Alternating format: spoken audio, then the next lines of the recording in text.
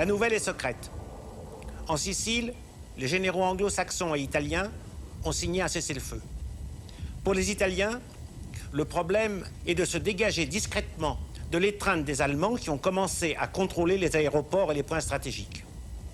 À l'Est, cependant, Hitler se résigne à laisser ses généraux se replier derrière le Dniepr. Et les bombardements, par ailleurs, continuent sur l'Europe de plus belle. Qui l'aurait cru, il y a juste 4 ans, quand la guerre a commencé avec l'invasion de la Pologne?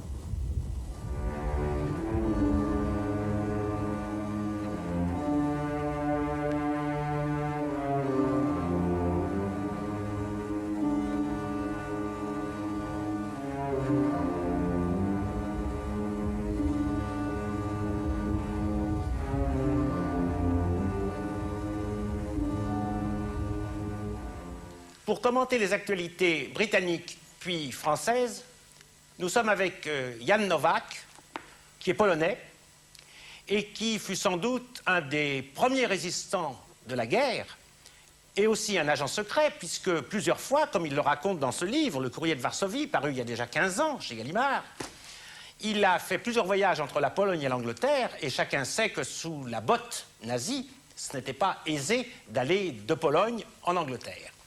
Je demande à Jan Nowak quel est son souvenir le plus frappant de ces voyages qu'il a effectués entre 1939-40 et 1943. J'ai eu 5 de ces missions, si on compte dans les deux sens, entre Varsovie et Stockholm, entre Varsovie et Londres.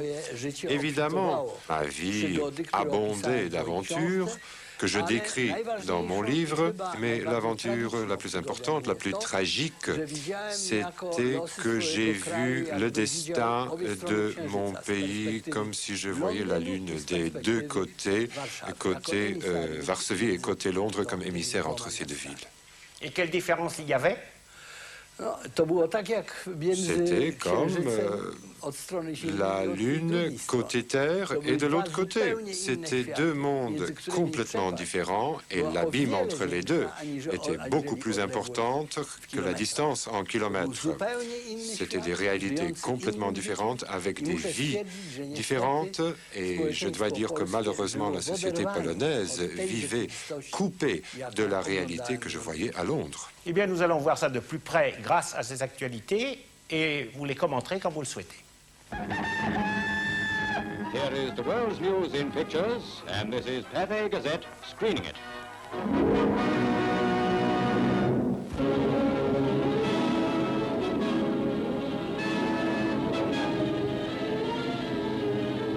$1,700 tons of bombs delivered in under an hour give Berlin its heaviest raid of the war.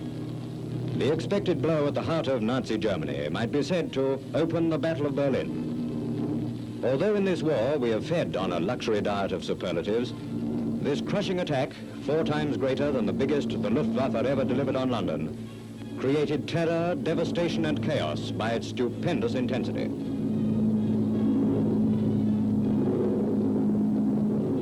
You travel over the blazing and shaking city now as RAF cameramen photograph the scene below. You're aloft with those hundreds of 4-engine bombers as they send down their bombs, while an RAF raid marshal flying above the formations, acting as a sort of aerial traffic cop, directs operations by radio telephone. Flying there too is a young flight sergeant, listening on his intercom to the rest of the crew, wishing him 21st birthday greetings as he comes of age at midnight. You're looking down on Berlin, being smeared with fire and cracked open with high explosive. The night of the 23rd of August, when the capital of Germany had a foretaste of the immediate future.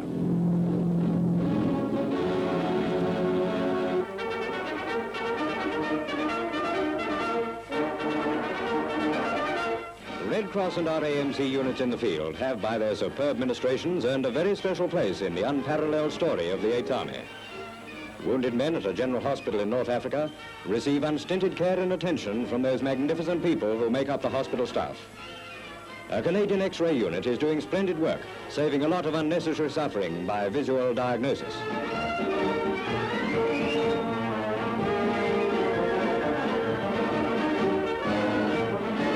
The dispensers may not be able to make them taste good, but it's marvelous what a persuasive nurse can do.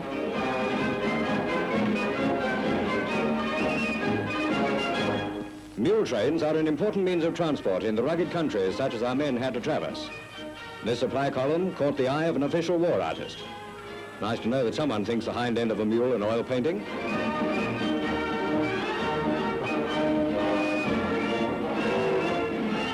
The opportunity to have a dip is accepted, even though the bathing place is an irrigation trench. Who cares so long as it's cold and wet? Relax, boys, it's part of the rest cure they told you about when you joined the army.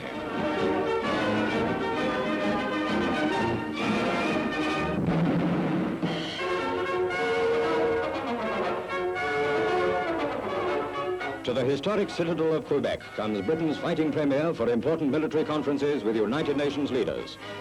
Fast-moving events are expected as an outcome of this latest transatlantic visit. Canada's Prime Minister, Mr. Mackenzie King, welcomed Mr. Churchill, who had with him on this momentous journey his wife and subaltern Mary Churchill.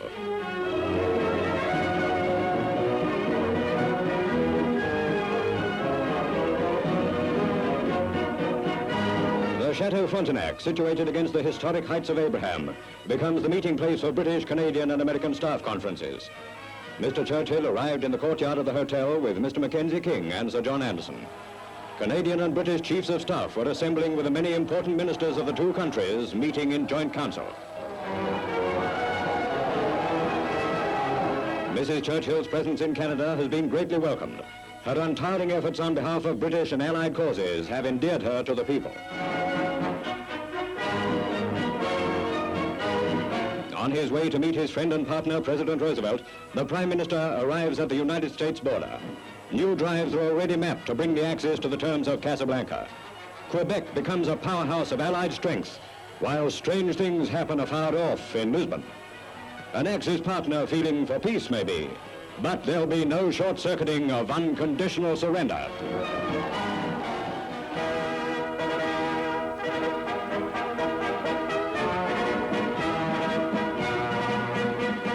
To amplify our first pictures of Mr. Churchill in Canada come these additional shots from Quebec.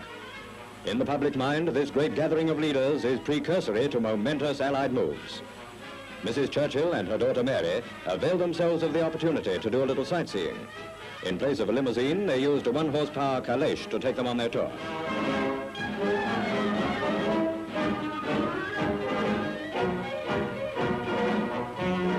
On the terrace of the Citadel are the men who have shaped future history. Upon their deliberations hang the whole course of events, not distant but immediate action. The British and Canadian chiefs of staff get down to business. Lord Louis Mountbatten is appointed Supreme Allied Commander in Southeast Asia, a new command created for conducting operations against Japan. The whole broad field of global action is covered during these war-shaping discussions.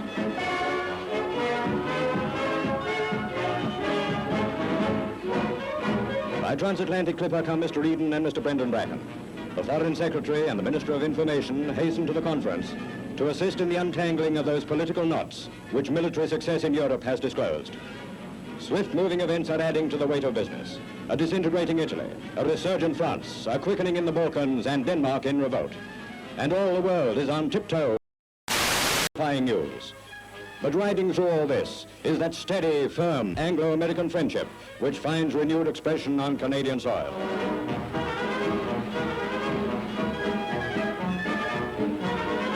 The Countess of Athlone is pictured in this group. The Earl of Athlone, the Governor-General, is recognized on the left of the back row. The Prime Minister, President Roosevelt, and Mr. Mackenzie King hold secrets shortly to be revealed in terms of bold action.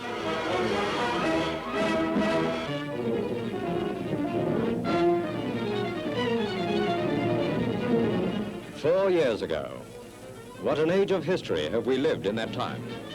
To look back to that fateful day in September when Whitehall was filling to hear what fate held in store is like peering into a far distant and almost remote age, another life. The passage of time has made the early years of war seem disconnected with the present. That rush to buy news as it was fed from Fleet Street in almost hourly editions. This was September in London in 1939. Downing Street looked like this in 1914. There was still too much 1914 mentality in our national system to be healthy 25 years later. The cabinet of the day were to hear of no more meetings in Munich. It was to be war in our time. Poland's ambassador to Britain called at number 10 to report that Warsaw had been bombed. The German chargé d'affaires followed swiftly to deny it. He hardly knew which way to turn, another classical German lie. It is today, 4 years later, that we're able to show you what was happening in Warsaw at that very time. These pictures of the Polish capital, taken by an amateur photographer, have just arrived in this country. Jan Nowak, ses souvenirs sur la Pologne sont tragiques, puisque c'est le début de la guerre. À peine la Pologne est vaincue, les Polonais résistent, et vous-même avez été un des premiers résistants agents secrets. Comment l'êtes-vous devenu si jeune? Tout d'abord, je dois souligner le fait que la résistance polonaise a commencé le 29 septembre 1939, quand, au souterrain de PKO, une banque à Varsovie, dans une salle, les généraux préparaient la reddition de la ville, et dans une autre salle, d'autres généraux créaient la résistance polonaise. En fait, la Pologne n'a jamais capitulé vis-à-vis des Allemands. Et moi aussi, je me suis trouvé de retour à Varsovie un mois plus tard, ou 2 mois plus tard, le 11 novembre. Mon premier article a été publié dans la presse de la Résistance à l'occasion de la fête de l'indépendance. Et ce fut là mes premiers pas dans la Résistance. For 4 years, they've been hidden in German-occupied territory, slowly traveling the underground way out of Europe. This was September 1939 in Warsaw. Through days of siege, the people there went on fighting and capitulated only when there was no more water or light, and epidemics had started to spread.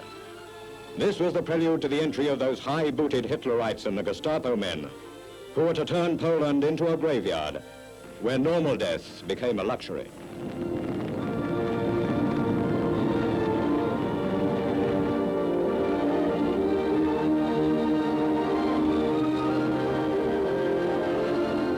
If life was like this in 1939, how much more ghastly must it be today, with 4 years of unutterable horror heaped upon the tortured people of Poland. Hitler and his master race of butchers were only starting.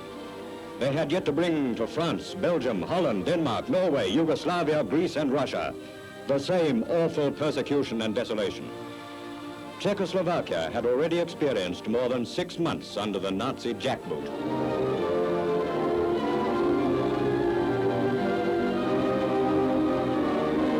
Poland and those who suffer with her are still very much in this war.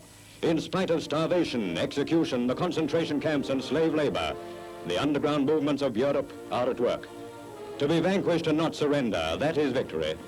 Death and suffering stalk the face of Europe, but her invaded countries are not dead, for souls are indestructible. The living Poland, by act of war, is here in Britain, a resurgent nation waiting to strike and avenge that criminal blow which laid waste her land. Recent maneuvers on the grand scale by Polish units in this country have been under the direction of Brigadier General Stanislav Maciek, one of the heroes of the Battle of Poland.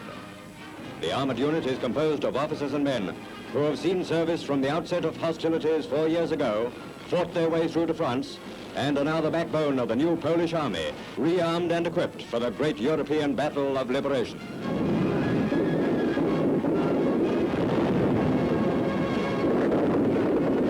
Ranks of Poland's army are men evacuated from Russia, veterans of Narvik and the African campaigns, and many volunteers from the Americas. Jan Nowak, quand vous êtes arrivé en Angleterre, vous avez rencontré des personnalités comme Churchill, Eden, et vous attendiez de cette armée une action. Qu'est-ce que vous leur avez dit? Bien sûr. Cette armée, la création de cette armée, c'était presque un miracle parce que l'armée avait été détruite pour la première fois en 1939 en Pologne, la deuxième fois au printemps de 1940 en France. et a été recréé encore une fois en Angleterre.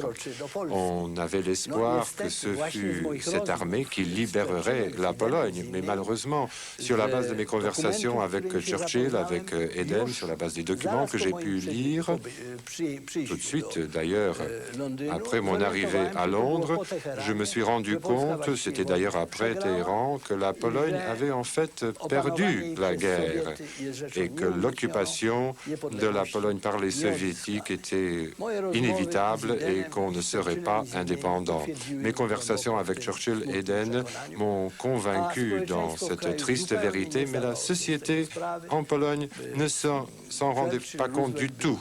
Churchill et Eden, c'étaient des dieux. La Pologne était sûre que sa solidarité, sa contribution à la guerre assurerait un partage des fruits de la victoire. Et quand je suis rentré en Pologne, tout de suite avant l'insurrection de Varsovie, cette conviction que j'avais qu'on avait déjà perdu la guerre et que tout ce sang ne nous donnerait rien et que l'insurrection ne changerait pas la politique des Alliés, malheureusement, les gens ne voulaient pas y croire. C'était une vérité trop cruelle. Ils ne voulaient pas y croire. Oui, ce qui est intéressant, c'est que vous faites allusion à des événements un petit peu ultérieurs, la rencontre de Téhéran et plus tard l'insurrection de Varsovie, mais qu'en Pologne même, quand vous avez annoncé l'aveuglement de ce qui se passait en Angleterre concernant la Pologne pour le futur, on ne vous a pas cru. C'est ça.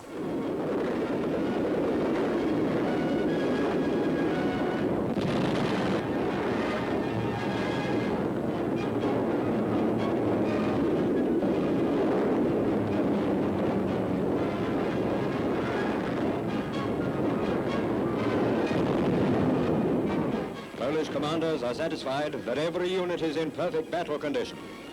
Long and hard experience has taught them much, and exercises such as we see here have maintained and brought up to date the standard required for the great battles that are to come.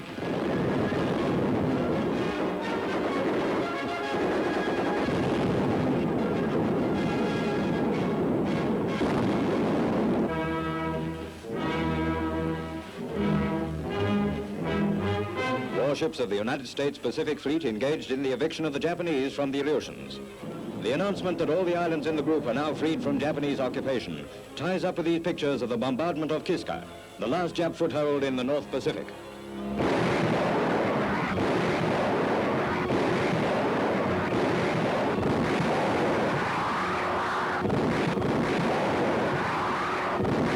Military observers in America rate Kiska's fall as one of Japan's most expensive defeats.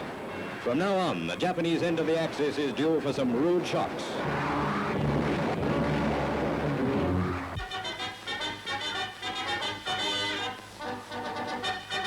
Here it is again, New Jersey's Nappy National. Excitement runs high as safety pins snap shut. Father's been putting in some midnight training, but at the last minute there's trouble. He slipped up and they're slipping down. More excitement, a full start. Tarzan the Terrible wants to walk away with the race, but for this event you have to crawl before you can walk.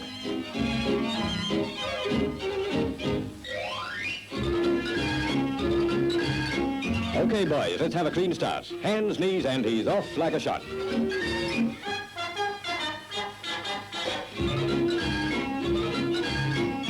Come on, Butch, you can do it. First over the line under his own power, and not even puffing, is Jersey Johnny, 11-month-old winner of the Folded Square Marathon.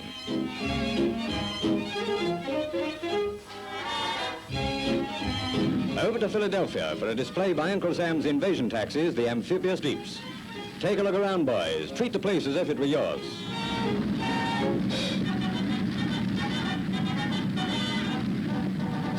Hey, keep off the grass there.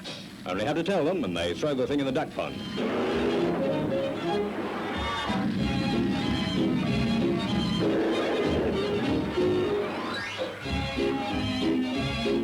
A Jeep in the Deep and Vicky Berkey.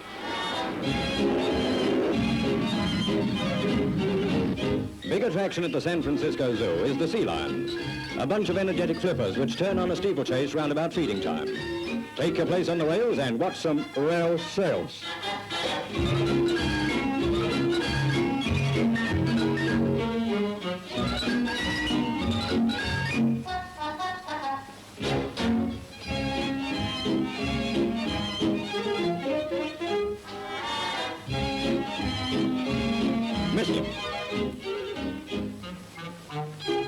Anyone in the audience got a herring? Oh, goody goody, it's grub.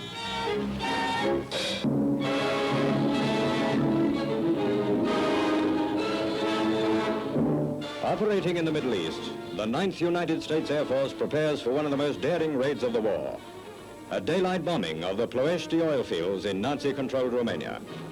The route followed by the bombers meant a journey out and back of some 2,400 miles. As soon as the liberators crossed the Bulgarian border, their course was plotted by the enemy right up to the target.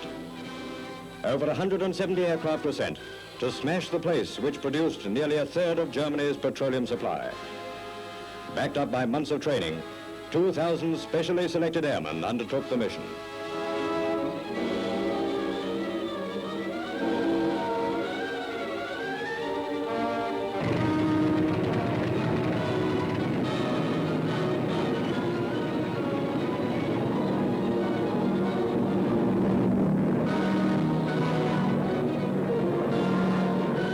Over the coast of Greece, across the rugged Balkan Mountains, past the Danube, following a course which left no possibility of surprise.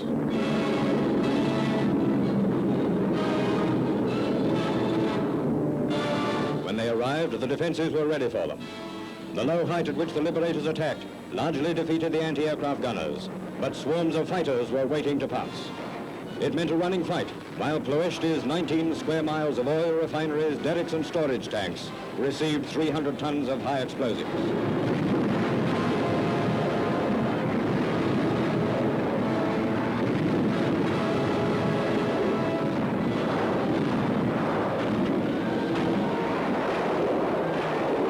Braving one of the most heavily fortified areas in Europe, they fought their way home. Losses had been heavy, they expected that. So bravely had they executed their job that some planes were lost not by gunfire, but by the searing heat and flames and exploding bombs in the inferno below. Ploiești was well pranged.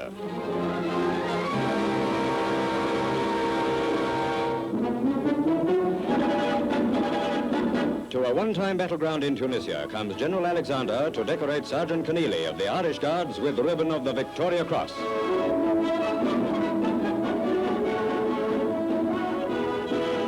Keneally receives the high award for courage and initiative in making 2 single-handed charges on enemy companies during the assault on the Bou Fisha, south of Medjez el-Bab. In each case, he broke up an enemy attack and, although wounded, carried on fighting throughout the day.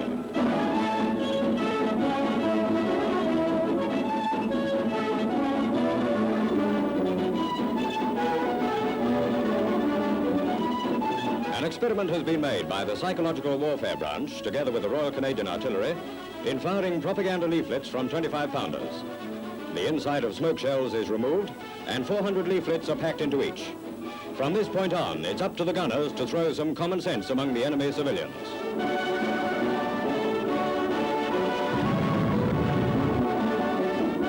Here's that explosive mailman again. Causes quite a flutter. Nice idea if income tax demand notes were sent this way.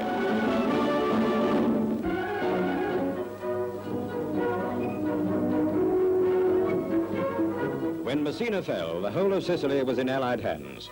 In 39 days, Axis territory, 1/3 the size of Scotland and over 100 times larger than Malta, had been clipped off Italy. It was from Malta, by the way, that the Allied invasion was controlled. Inspection of the city discloses the massive air raid shelters which the Sicilians put to good use. It was another Dunkirk town to the Germans and Italians. Its exits had been subjected to intense sea and air bombardment. The train ferry plies no longer across the Straits of Messina. Oil storage tanks are empty and useless. Evacuation day in Messina was no picnic. A signboard in German points the way out. A few rowing boats still lie there. The mainland is only 2.5 miles away, but they never made the trip. There's the toe of Italy on the far side of that narrow strip of water. Across the straits lies the town of San Giovanni. From the municipal building in Messina, the Stars and Stripes now flies. Allied occupation is complete.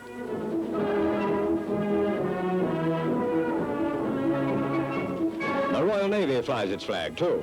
The white ensign hoisted by Atkin, Harvey and Campbell of Scunthorpe, Ashford and Johannesburg. That beret and that battle dress. Yes, it's Monty, all right.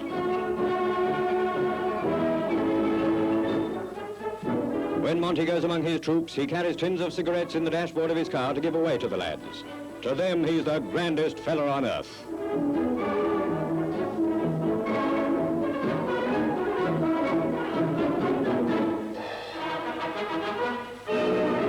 From the Sicilian Land's End, the Allies now survey the Italian mainland, a country which has thrown overboard its dictator, but is still at war.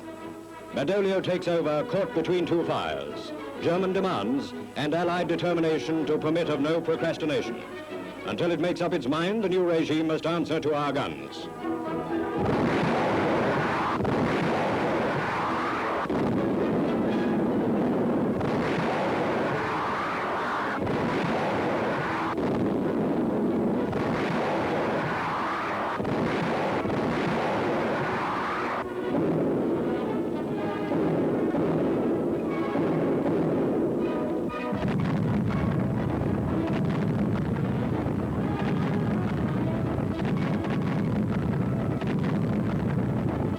Each hour brings nearer the day when one enemy country will be accounted for. German intimidated Italy.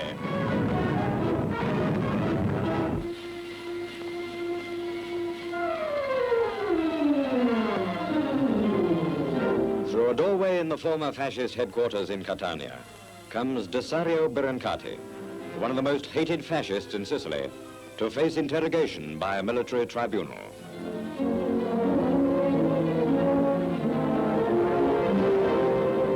Berancati's history is one of political graft, corruption, and blackmail. This fallen tyrant, now a gesticulating, fawning figure, poses as a very humble Uriah Heep, trying to win favor by a nauseating display of cringing simplicity.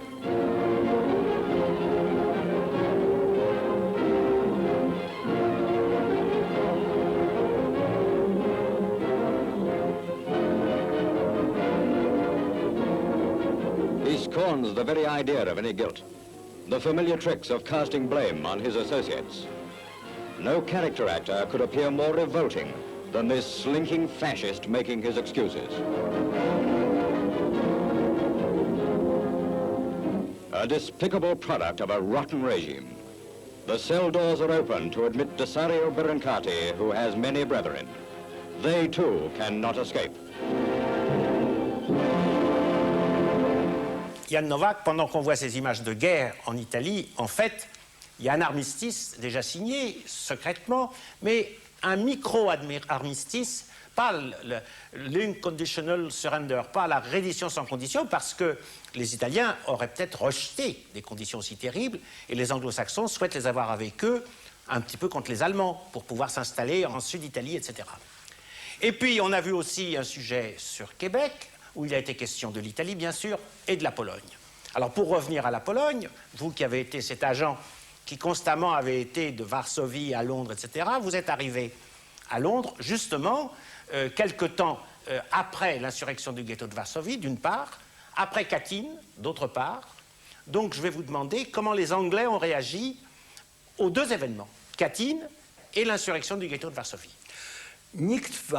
Personne en Angleterre, parmi les Anglais, ne voulait croire à Katyn parce qu'il ne voulait pas. Le gouvernement polonais a présenté des témoignages certains que c'était les Russes. Mais personne ne voulait y croire parce qu'ils avaient peur qu'un conflit entre Moscou et les Alliés pourrait être avantageux pour Hitler. Personne ne voulait croire non plus à la tragédie des Juifs.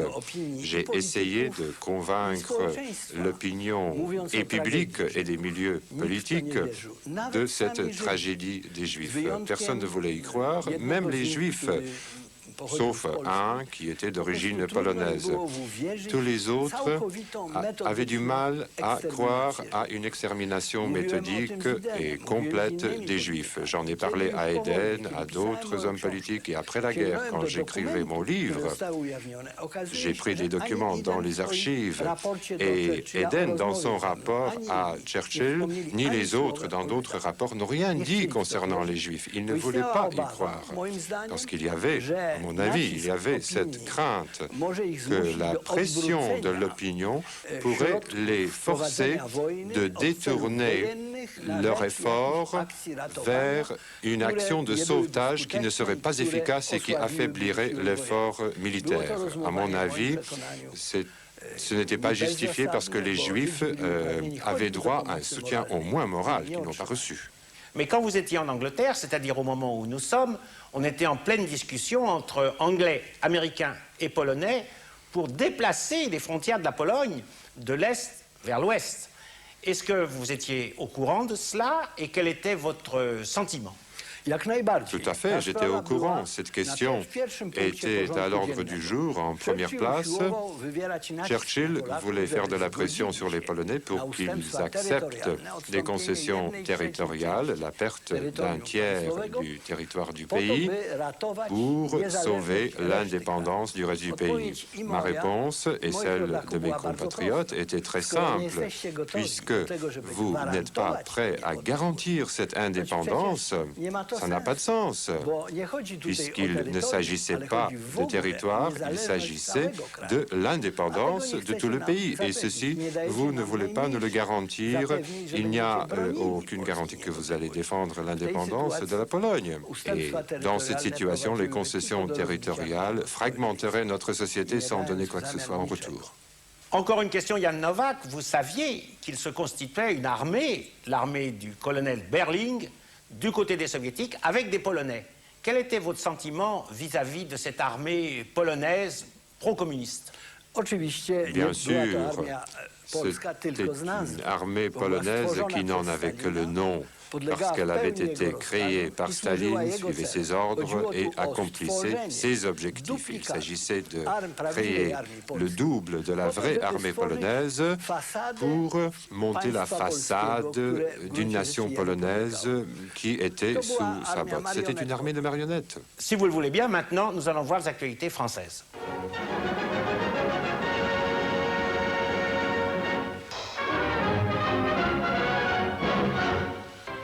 Au Congrès du Secours national à la Bourboule, le maréchal prend la parole. Vous avez compris la situation des familles dont les parents partaient pour l'Allemagne. Vous ne voulez pas que les enfants soient abandonnés et vous avez pris toutes dispositions pour les soutenir dans les différentes situations dans lesquelles ils peuvent se trouver. Vous aidez le gouvernement dans des conditions tout à fait remarquables parce que la question ouvrière, n'est-ce pas, nous inquiète énormément. Et elle devient de plus en plus inquiétante à mesure que le temps s'avance. Je ne veux pas que le Secours national meure. Au contraire, je le soutiendrai par tous les moyens possibles. Il peut compter sur moi. La Légion d'honneur est ensuite remise à M. Robert Garrigue et à des assistantes qui se sont dévouées dans un même élan de solidarité sociale.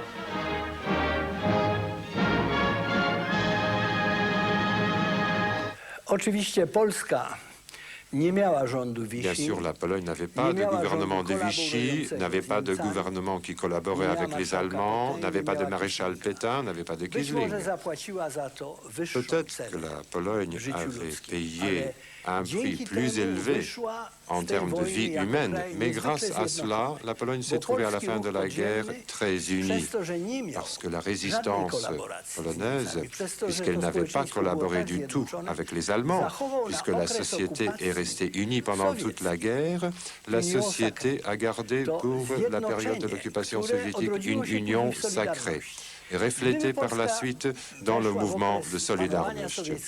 Si la Pologne s'était trouvée au début de l'occupation soviétique aussi divisée que la France, malheureusement, à la fin de la guerre, nous n'aurions pas pu résister aussi bien à l'endoctrinement et à la communisation du pays.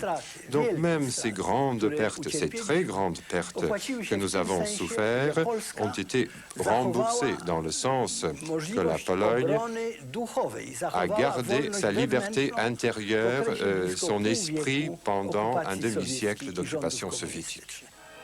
L'esprit d'entraide sociale a été particulièrement mis à l'épreuve lors de l'épidémie de poliomyélite ou paralysie infantile de Montluçon. À fin août, 97 cas s'étaient déclarés. Un centre de sérothérapie a été immédiatement organisé. 4000 cm3 de sérum de convalescents ont été prélevés sur d'anciens poliomyélytiques qui ont bien voulu répondre à l'appel du ministère de la Santé publique et du Secours national.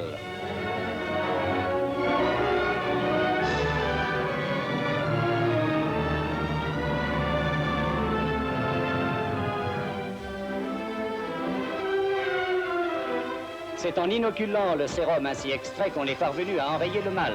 À l'hôpital de Montluçon, un service a été établi où des ponctions lombaires et des examens spéciaux permettent des diagnostics précoces. Ce centre médical a été doté d'un poumon d'acier par le docteur Grasset, secrétaire d'État à la Santé. Afin de pallier en France au manque de charbon, l'extraction de la tourbe a été activement intensifiée.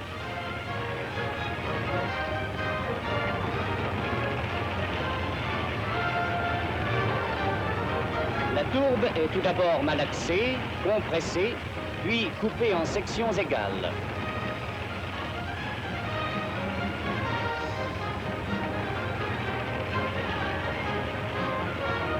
Un transporteur conduit ensuite les briquettes jusqu'aux aires de séchage. 40 m3 sont ainsi extraits par heure et par machine.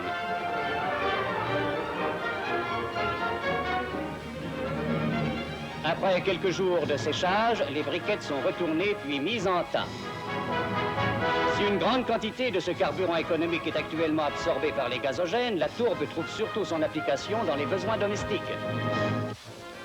Autre difficulté domestique, le ressemelage, hantise de la mère de famille.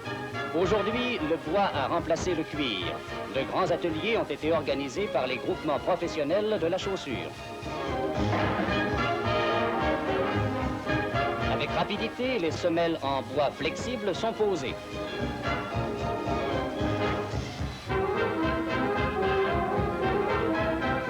Le fraisage mécanique des contours de la semelle et du talon avant le finissage.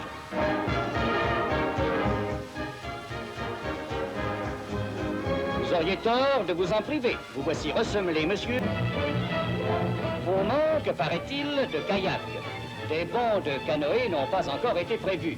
Aussi, pour passer ses vacances, cette joyeuse équipe a-t-elle résolu le problème d'originale façon.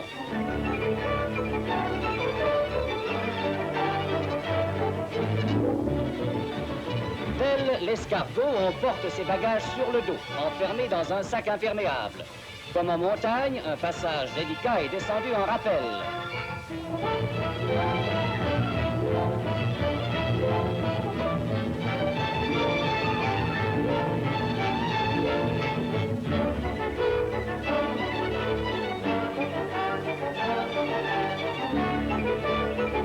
Un coup sec et la boucle est dénouée par le dernier de cordée.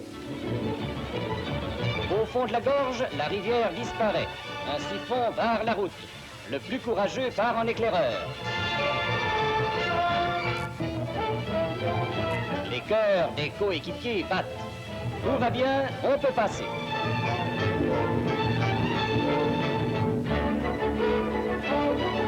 Des journées de vacances qui seront pour ces acrobates de rivière une école d'audace et de courage.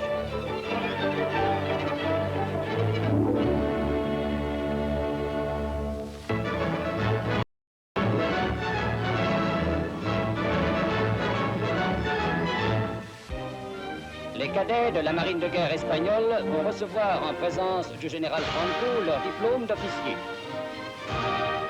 Un service religieux est d'abord célébré en plein air.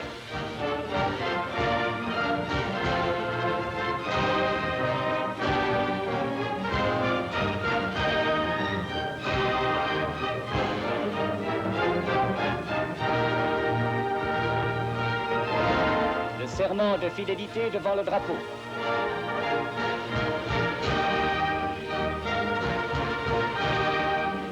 Les nouveaux officiers défilent ensuite en un ordre impeccable devant le caudillo.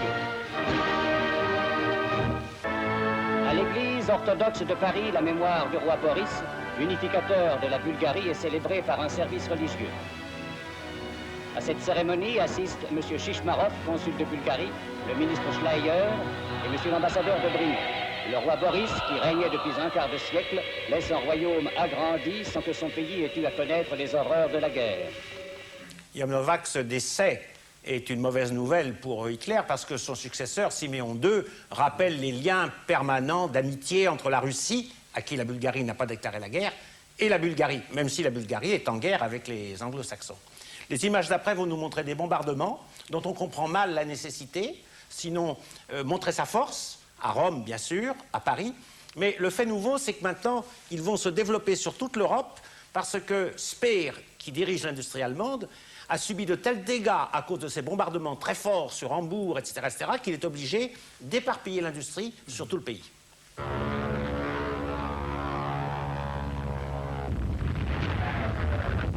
Plus de 100 points de chute sur Paris, parmi lesquels rue du Cherche-Midi, rue de Rennes, rue de Vaugirard, avenue du Maine, rue Croix-Nivert, place Ballard, quai de Javel, boulevard Murat, rue Michel-Ange, rue Chardon-Lagache, avenue de Versailles. Ainsi, pour la première fois, la ville même de Paris a été bombardée par l'aviation anglo-américaine. Promptement, les secours s'organisent. Quelques minutes à peine après le bombardement, les pompiers de Paris, le Secours national, les services de la défense passive, les infirmières de la Croix-Rouge, dont le dévouement est inlassable, sont là, payant de leur personne.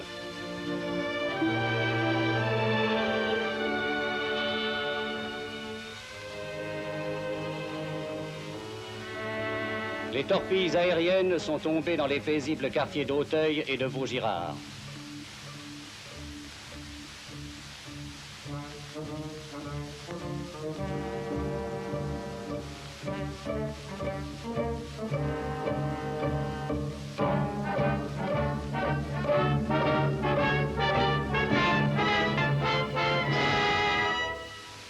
Le dépôt central de pharmacie de la Croix-Rouge a été détruit.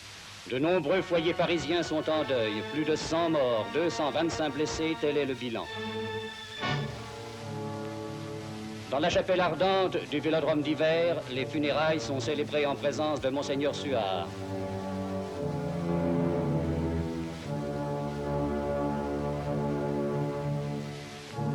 Monsieur Lucien Robier représente le chef de l'État, tandis que messieurs Bonafous, Abel Bonnard, Catala et Bichelonne représentent le gouvernement.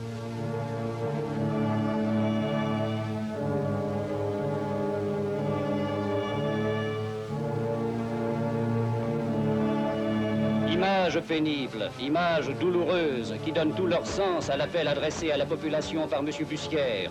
Observez exactement et dès l'alerte les prescriptions imposées. C'est plus que votre intérêt, c'est votre devoir.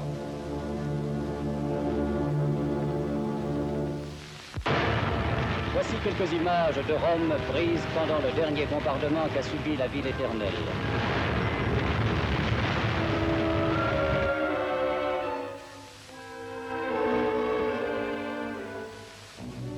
En sa qualité d'évêque de Rome, le pape est venu visiter les ruines, parmi lesquelles se trouvent des hôpitaux et des édifices historiques, et apporter à la population le réconfort de sa présence.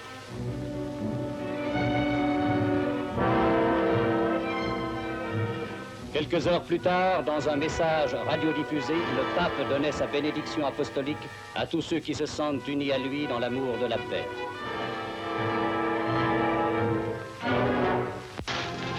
Sur le front de l'Est, à l'arrière des lignes, les travaux de défense sont poussés activement tandis que les combats font rage. De larges fossés anti-chars protègent les nouvelles positions qui viennent d'être aménagées.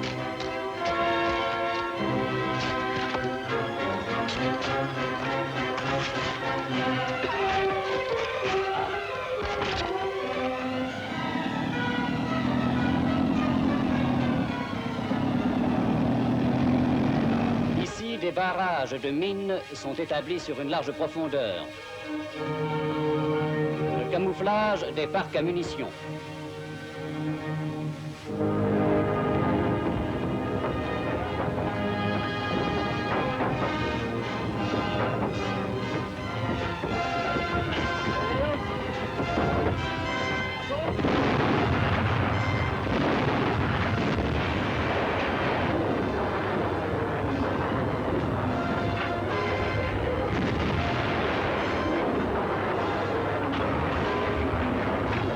L'activité de l'artillerie ne se ralentit pas. Près des pièces, les douilles qui seront soigneusement récupérées s'amoncellent.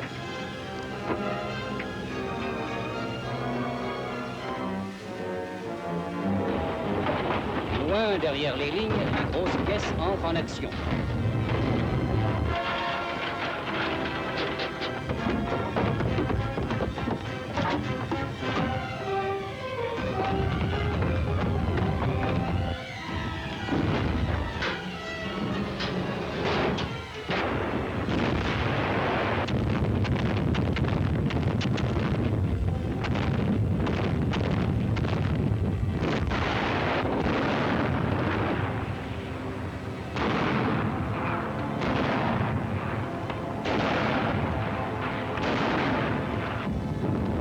Les pointes soviétiques sont violemment contre-attaquées par les divisions blindées allemandes.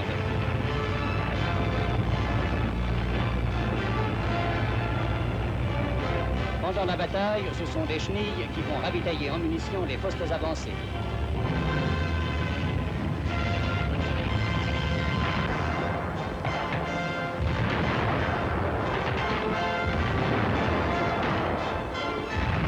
La gigantesque bataille qui fait rage sur presque tout le front se poursuit avec la même violence.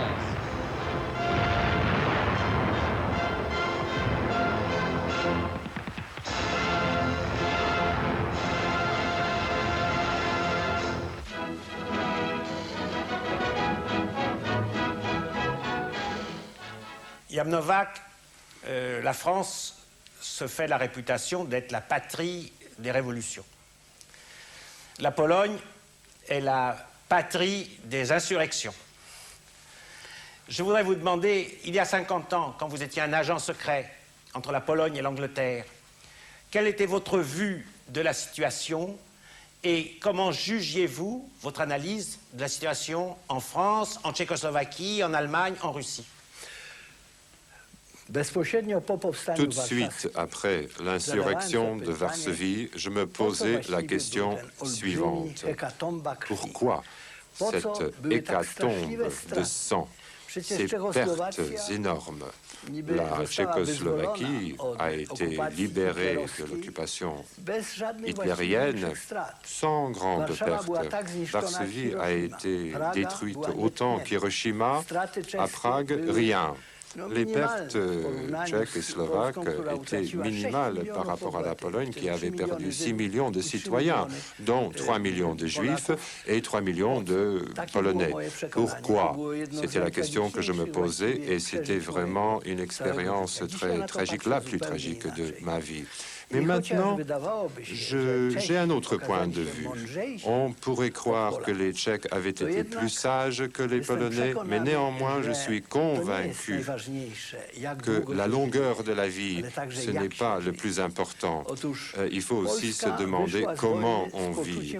La Pologne s'est trouvée à la fin de la guerre avec un sentiment d'avoir accompli ses responsabilités. Au prix d'un grand sacrifice, elle avait quand même défendu sa cause. Elle n'est pas restée passive, elle a résisté à l'occupant. Et c'est peut-être la valeur la plus importante. La dignité de la vie, l'honneur, ce sont des valeurs pour lesquelles ça vaut la peine de sacrifier même la vie.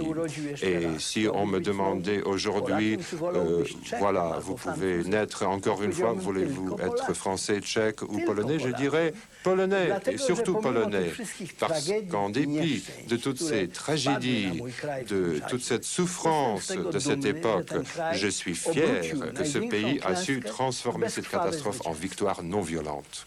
Au fond, dans un monde où domine l'argent, dans un monde où dominent les négociations, comme Polonais, vous revendiquez d'avoir toujours défendu l'honneur. C'est ça.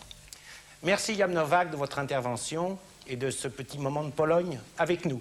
La semaine prochaine, nous verrons des actualités soviétiques et allemandes.